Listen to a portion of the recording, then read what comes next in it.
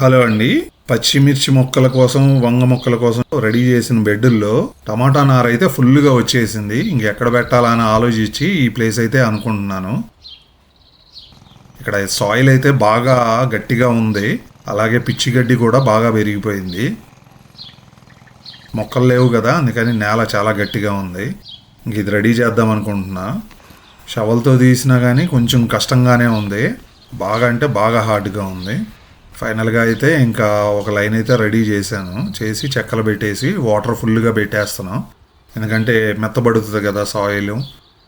ఇంకా తర్వాత బెడ్లో ఉన్న నారు తీసుకున్నాము, చాలా ఉన్నాయి. ఇంకా వేస్ట్గా పారేసే బదులు అక్కడ పెట్టి వాటర్ పట్టామంటే మనకి కాయలు అయితే వస్తాయి కదా బాగా. అదిగాక లాస్ట్ ఇయర్ కూడా చూసాము, చాలా టమాటాలు అయితే కాసినాయి. ఇంకెవరొకళ్ళకి షేర్ చేయొచ్చు. ఇప్పుడు చూడండి ఎంత మెత్తగా వచ్చేస్తుందో సాయిల్, వాటర్ పెట్టి నానబెట్టాం కదా అందుకని. అదే నిన్నైతే చాలా హార్డ్గా ఉంది, తేలిక కాదండి, చాలా కష్టపడ్డాము. దీనికోసం 2 బెడ్లు అయితే రెడీ చేసి ఆ మధ్యలో పిచ్చిగడ్డి మొలవకుండా మల్చి అయితే వేసాము. వాటర్ పట్టుకోవడానికి కూడా ఈజీగా ఉంటుంది కదా అందుకని. అమలు చేసిన కింద ఈ సంవత్సరం అయితే గడ్డి అయితే రాదు.